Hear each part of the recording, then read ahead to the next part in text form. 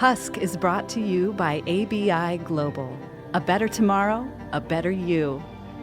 Find out more at anacondabiotech.com.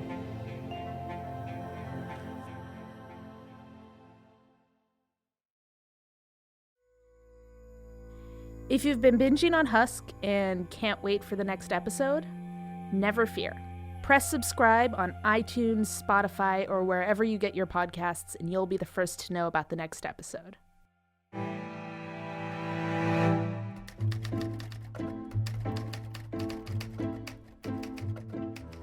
Mitya, be all right.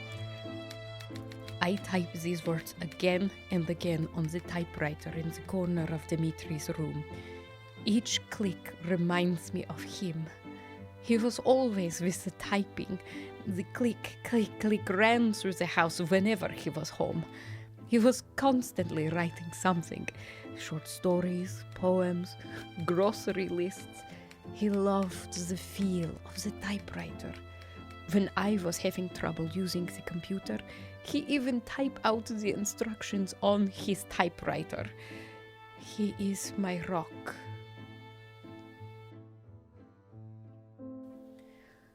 When he was just a little thing, Mitya's father left us. I shouldn't have been surprised. When I was young and getting married, my father looked at me on my wedding day and asked if I was sure that I should get married. He is a good man, Papa. Trust me. I should have listened to my father. Mitya's father was a piece of shit. Papa, he will be here. He wasn't.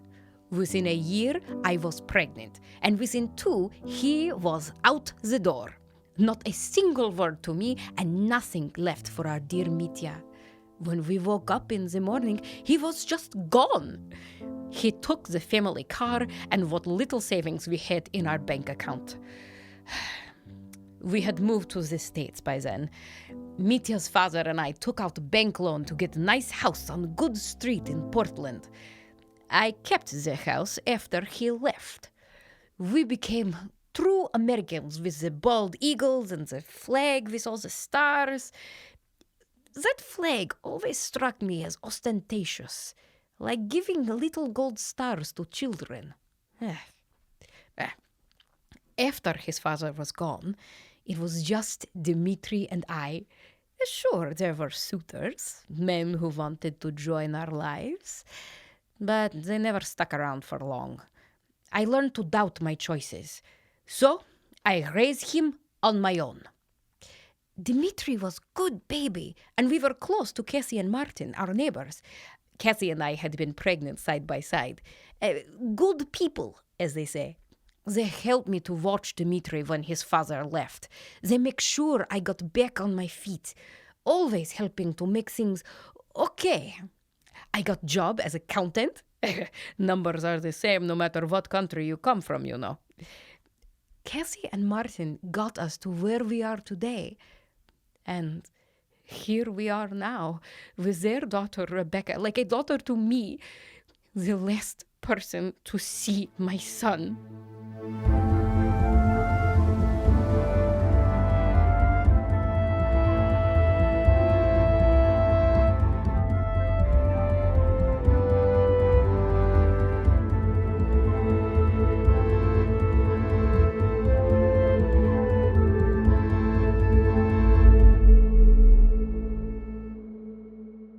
You're listening to Husk.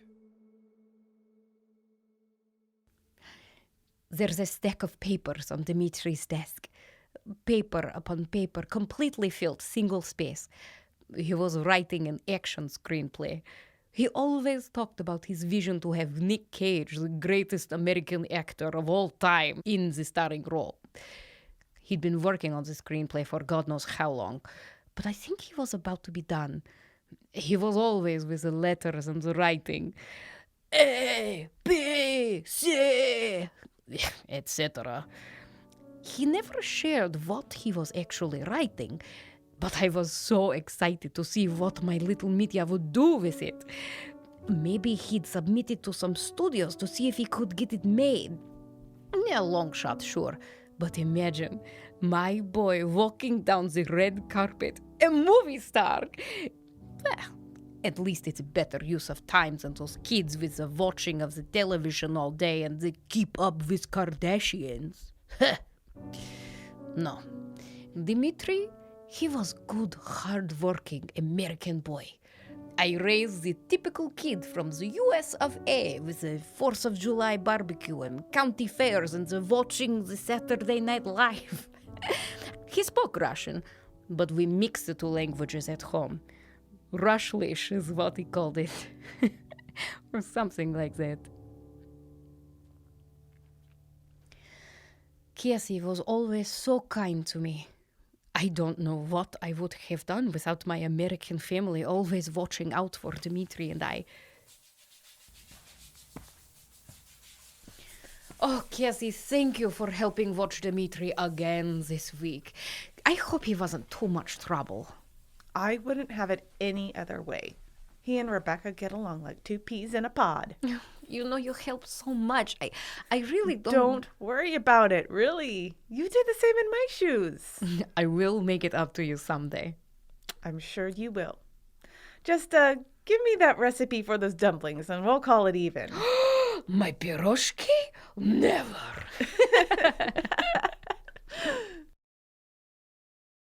He'd be at their house 5 days a week after school, and sometimes on weekends too. Cassie never hesitated to have him over, even if it was Christmas. I keep picturing Cassie's kind American face smiling at me every afternoon as I go through Dmitri's things.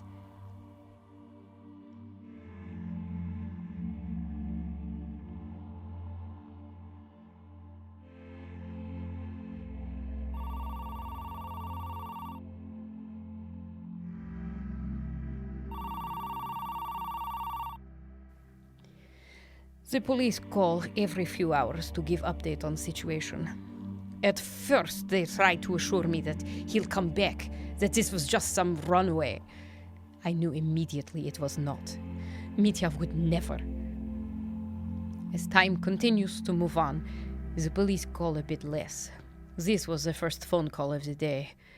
Now, when they talk to me, they skip assurances that he is fine. Instead, they talk long-term strategy. They're finally realizing that this is more serious.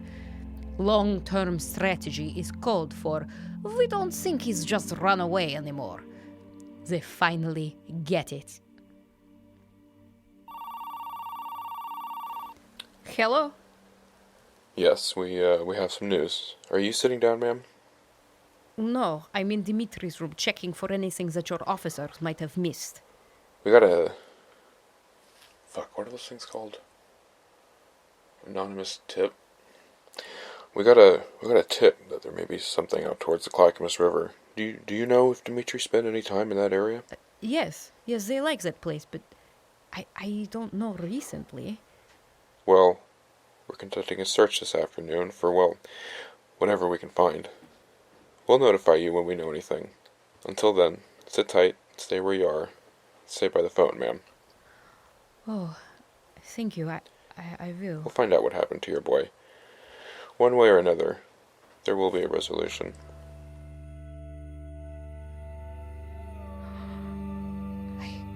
I collapse on the bed. My head hangs down and I begin to sob uncontrollably. Please don't let him be there, not there. I am not the type of woman who cries. My husband left not a tear.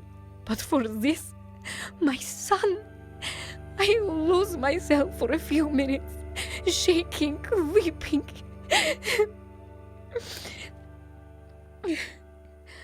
I give myself these few minutes to lose it. Then I mechanically stand up and walk outside with my car keys in hand. No sense staying where I am waiting for answers. I will go and get them.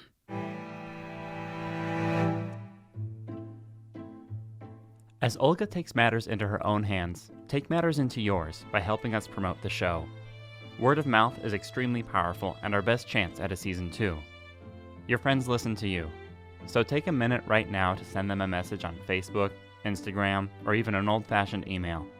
send them a link to this podcast and say, hey, go listen to Husk.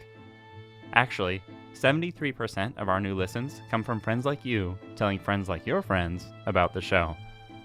Thank you so much for taking the time. It means so much to us here in the studio.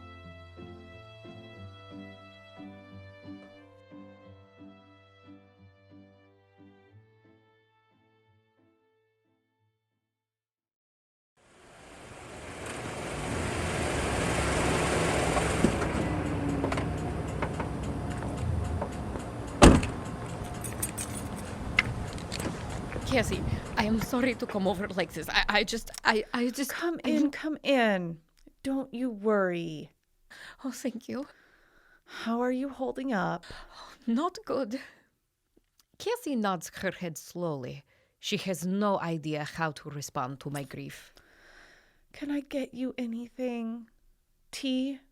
Coffee? Tissues? Maybe just some water. I got calls this morning. Dmitri, they think they might have found something at that lake they went to. I was on my way there. I don't know why I'm here first, but here I am. Oh, I am a wreck. Oh, Olga, it's a wonder that you're holding it together this well. If Rebecca were gone, I don't know what I'd do. Cassie, I have to ask. You don't think Rebecca had anything to do with Dmitri's disappearance, do you? I pause and take a deep breath. There are moments when you know a friendship is about to change forever. This is one of those moments. I exhale. Cassie? Olga, I don't know what happened in the forest that day. I know something's wrong here, but it's not Rebecca. She and Dmitri were like brother and sister. She would never do... But what if there was an accident? What if they were on drugs?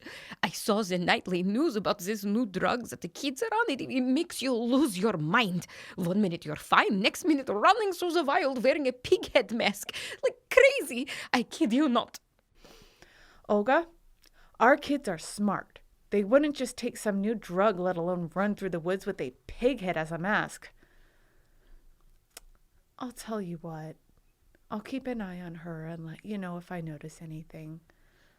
I really don't think Rebecca had anything to do with this, though. Thank you, Cassie. Here, you should take some wipes. I mean, you're probably going through them a lot right now and may need some extras to have around. Here, take 2. That way you can keep one in your car and one in your house. You don't want to have to move it everywhere with you. Oh, of course. Thank you. Thank you so much.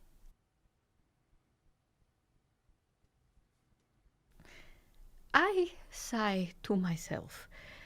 Cassie just stares at me and tries to place the wipes into my hands. She never knows quite what to say and is always offering me her discount products. Adult wipes will not help this situation. She's a nice lady. A little strange sometimes, but I've learned to just go with it. Cassie, I need to get myself to the lake. They said they found something or someone. I don't know. I just want to be there. I will talk to you later, and I will let you know what happens. Bye, Olga. Stay strong. Goodbye, Cassie.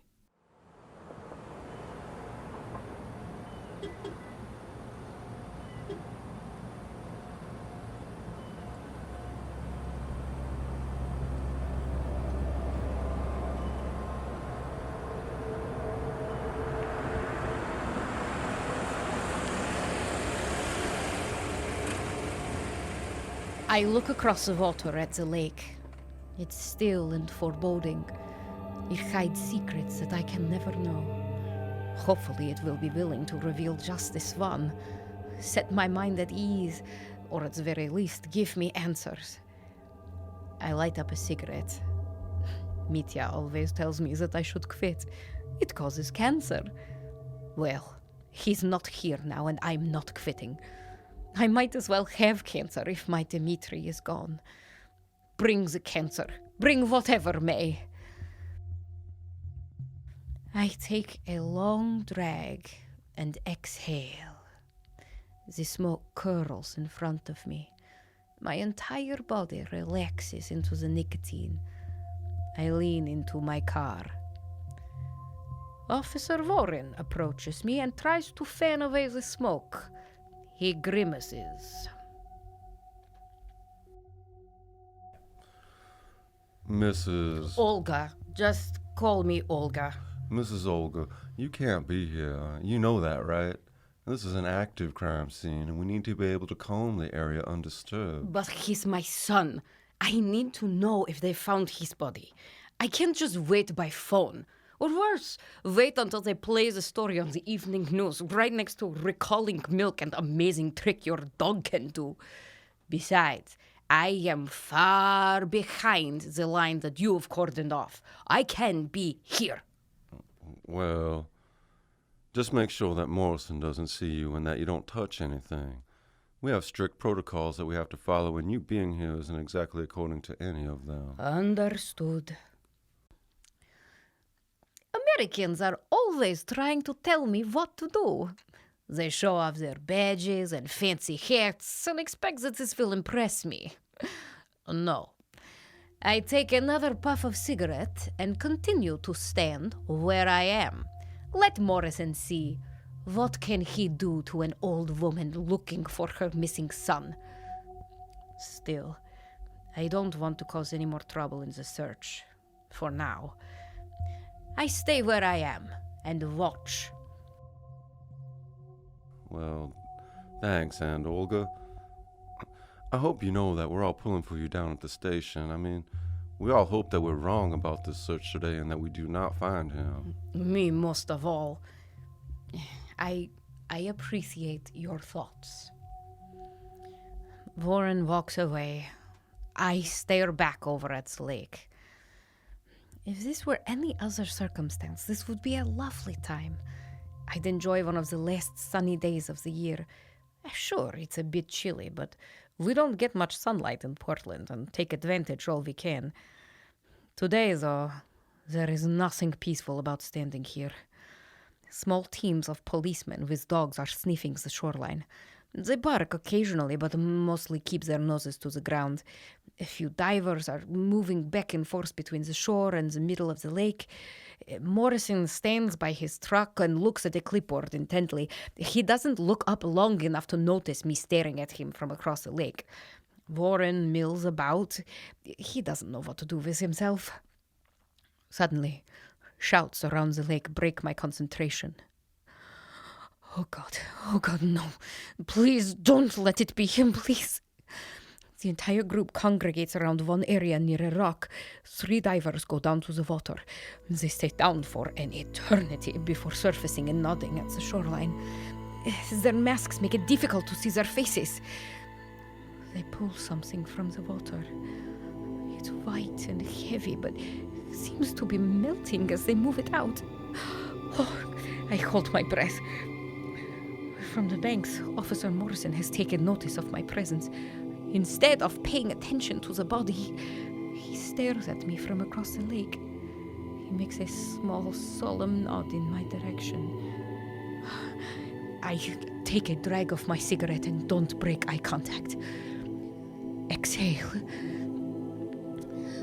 The body is put into the coroner's van and moved off the scene. They searched for a little while longer, combing the lake for anything they missed. I don't accept this. I don't accept this. Finally, they call it a day and march home to their wives and children. The officers are the last to pull out. I wait for them to leave and collapse to the ground. Dmitri! Oh, Dmitri!